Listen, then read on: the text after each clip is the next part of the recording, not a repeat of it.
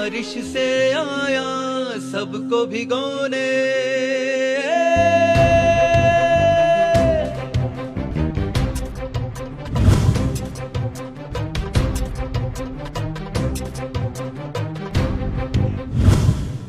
ध्यान की आंखें बंद करके बैठना नहीं होता।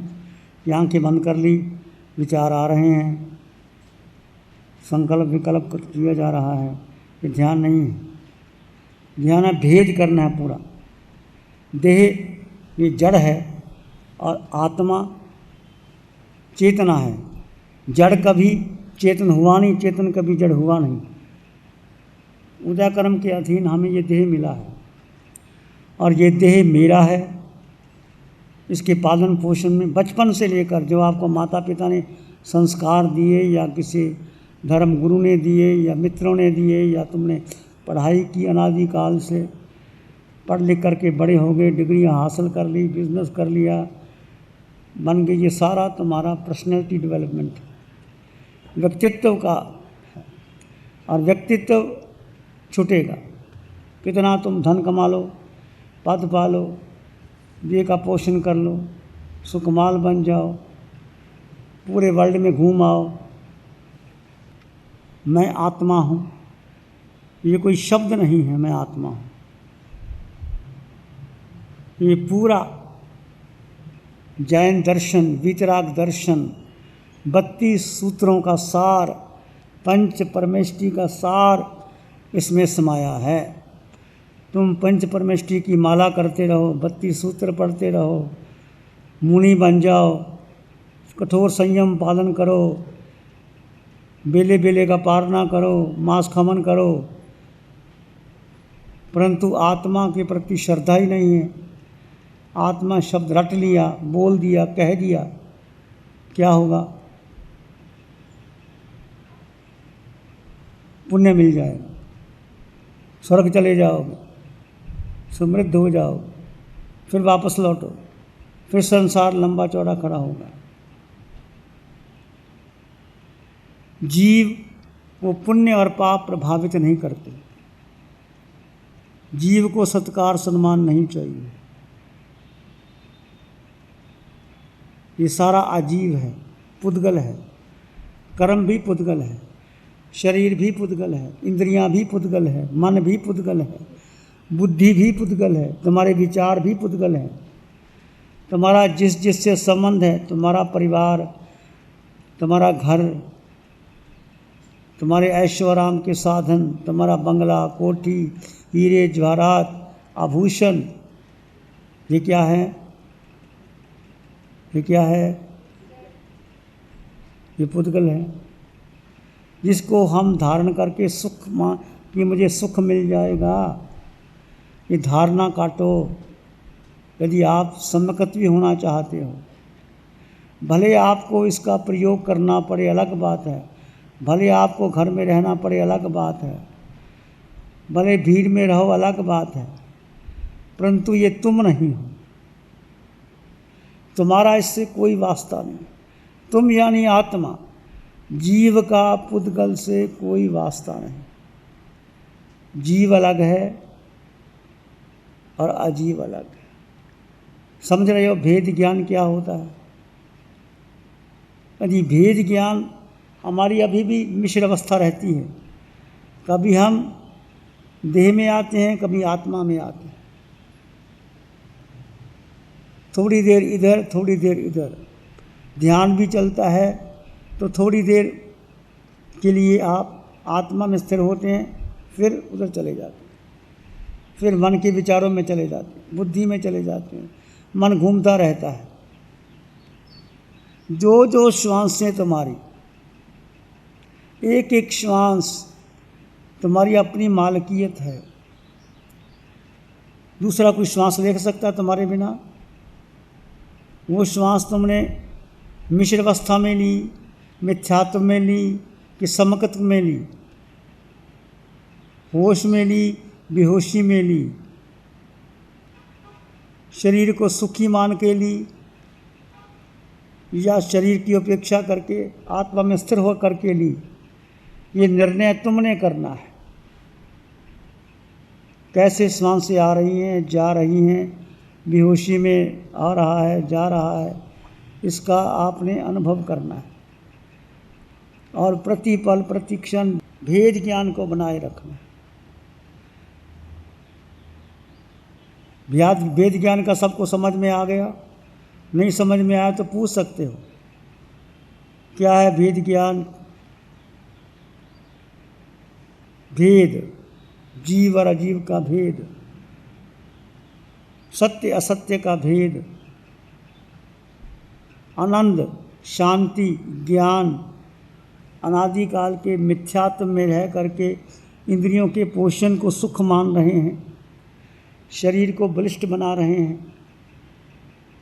सुंदर काया जो मिली है उसका उपयोग कर रहे हैं, भोगोपभोग में कर रहे हैं, और सारे ये तुम्हारे क्षण व्यर्थ चले जाएंगे, कोई मतलब नहीं।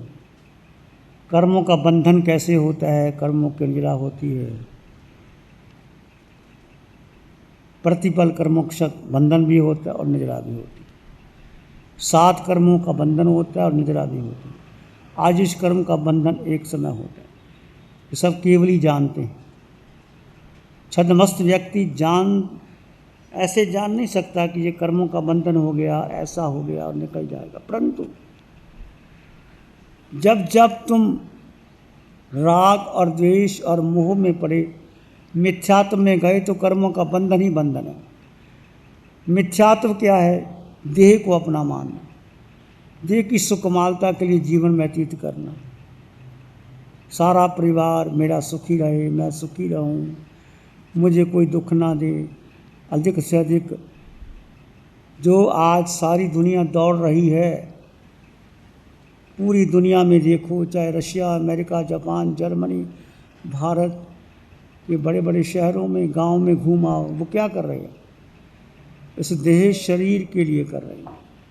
धन कमा रही है, खेती कर रही है, पद प्रतिष्ठा हासिल कर रही है, बच्चे व्यापार कर रहे हैं, पढ़ाई कर रहे हैं, डिग्रियां ले रहे हैं, और इससे उनको अच्छी नौकरी मिल जाएगी, विदेशों में चले जाएंगे, अच्छा धन मिल जाएगा, अच्छी पैकेज मिल जाएगी और सोसाइटी मिल जाएगी। ये सब देह का पोषण है। कर्मों की निर्जरा, जैसे जैसे आप जीव और अजीव का भेद किया,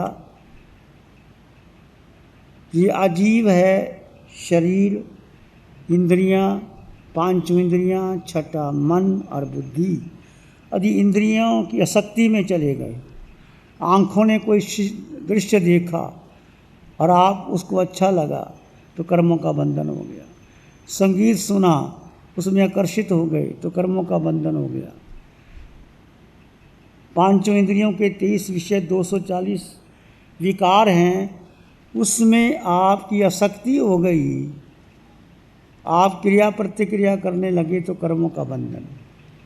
विषय अपनी जगह रहेंगी, आंखें रूप देखेंगी, कान सुनेंगे, नासिका सुगंध लेगी, सब कुछ होगा, परंतु आप मात्र अपने स्वभाव में रहेंगे। अपने स्वभाव का मतलब मात्र दृष्टा है। आंखें रूप देख रही हैं, कान सुन रहे हैं, आप बैठे हैं, भोजन आ रहा है, जा रहा है, आप मात्र दृष्टा है। वो क्षण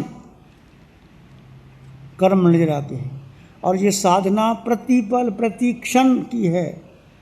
ऐसा नहीं कि 2 समय कर ली, 5 समय कर ली, आपने उपवास कर लिया कि आप धर्मात्मा हो गए। पहली बात तो क्रियाएं तो चलती रहेंगी, क्रिया बदलती रहेंगी, क्रिया में धर्म नहीं है, स्वयं में स्थित हो जाना धर्म है। माँ सती जी समझ रहे हैं कि नहीं? ज्ञान पर भाई नींद आ रही है, आ रही है, समझ रहे हैं कि नहीं समझ रहे?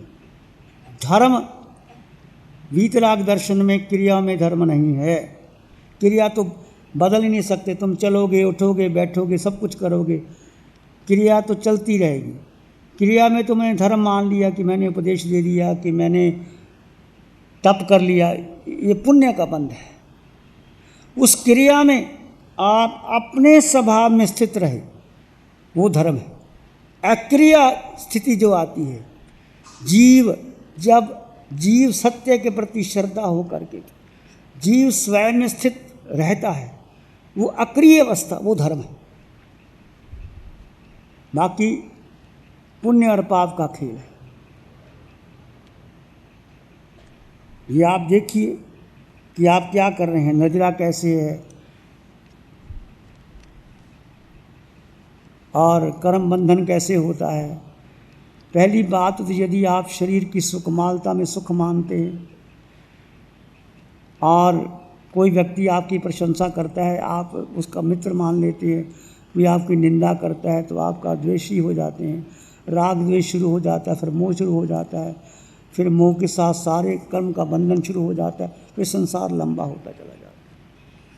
तो अनादिकाल से हम जो 4 गति 84 लाख जीवा योनियों में पड़े हैं, उसका मूल कारण हमने जीव को जीव नहीं समझा, अजीव और जीव की मिश्र अवस्था रही। जीव का पूरा भेद नहीं आया, कभी आया कभी नहीं आया, अभी भी अवस्था मिश्र चल रही है। थोड़ी देर के लिए आपका मन स्थिर होता है, फिर वापस चला जाता है, फिर विचारों में घूमने लग जाते, फिर किसी को पता नहीं लगता आधा घंटा बीत गया, फिर सूचना आती है 8 हैं, नहीं, पूर्ण जागता रखो, मेरा मन चला गया, विचारों में चला गया, बुद्धि ने ये निर्णय ले लिया। इसके हटा करके आत्मा को बार बार उसमें स्थिर करना है। हमारे यहाँ सब में एक ही आया, एक ही नाने, एक ही लोहे, सब में आत्मा। जब जल में आत्मा है, अग्नि में आत्मा है, तो शिरडी साईं बाबा की आत्मा है। जो कुछ शिरडी साईं बाबा कहता है सबका मालिक एक। चाहे उन्होंने जैन धर्म में दीक्षा नहीं ली, पर सारे नियम उसके ऐसे हैं। श्रद्धा और सबूरी, हमारे यहाँ पहली श्रद्धा किसके प्रति? आत्मा के प्रति। साईं बाबा भी क्या कहते हैं? आत्मा। और सबूरी करो। कभी धन इकट्ठा किया उसने, भिक्षा मांग के लाते थे, ला करके इकट्ठा करके उसको पीस करके और बना करके सबको बांट देते थे, और कपड़ा फटा कपड़ा पहनते थे। संतों से जीवन उसका ऊपर था। जाओ कहीं भी, पर अपना स्थान मत भूलो। मैं आत्मा, वो भी आत्मा। हम भी कभी गुरुद्वारे में जाते हैं, पर अपने धर्म को भूलते नहीं। अपना धर्म आत्मा का धर्म, सब जगह जाओ। समझ में आ गई बात? अभी आपको वाणी में सुना, आपको 15-20 मिनट का कौशक कराया गया। शुरुआत है 20 मिनट की, फिर आधे घंटे का, पौने घंटे का, घंटे का कौशक करो, 2 घंटे का कौशक करो। कौशक का मतलब एक आसन में स्थिर हो गए, पत्थर की प्रतिमा बन गए। पीड़ा निकलेगी, भयंकर पीड़ा निकलेगी, और तुम अपने में स्थित रहोगे। अनंत कर्मों की नजरा हो जाएगी, नजरा हो जाएगी। ध्यान में आपका मन लग गया तो भोजन छोड़ दो, सब छोड़ दो, स्थिर रहो। कभी कभी मन इतना लग जाता है कि इच्छा ही होती उठने की, तुम्हारा भोजन याद आए, भोजन भूल लो, काम करना भूल जाओ, मन लग जाए तो जितना समय तुम भीतर चले गए और अंतर से सुख बढ़ेगा। क्योंकि सुख तो भीतर है, शक्ति भीतर है, शांति भीतर है, आनंद भीतर है, सब कुछ भीतर ही भीतर है, बाहर कुछ भी नहीं है। ये सारा मिथ्यात्व है हमारा, जिसको हमने अपना मान लिया। कोई तुम्हारा नहीं, एक आत्मा के सिवाय यदि तुम्हारी कहीं भी पकड़ है, सारा मिथ्यात्व है। और जहाँ भी जाओ सब में परमात्मा देखो। पत्नी पति में परमात्मा देखे, पति पत्नी में परमात्मा देखे, घर के हर सदस्य में, स्त्री पुरुष में परमात्मा, पुरुष स्त्री में परमात्मा, सब में परमात्मा ही परमात्मा है। अनंत आत्मा है, अनंत परमात्मा, ये जैन दर्शन कहता। तुम स्वाध्याय करते हो, हम स्वाध्याय के लिए मना नहीं करते, पर आत्मा में स्थिर रह के करो। तुम कर ही नहीं पाओगे स्वाध्याय। जब स्वयं में स्थित होगा, अपने आप छूट जाएगा, अपने आप ये माला अपने आप टूट जाएगा।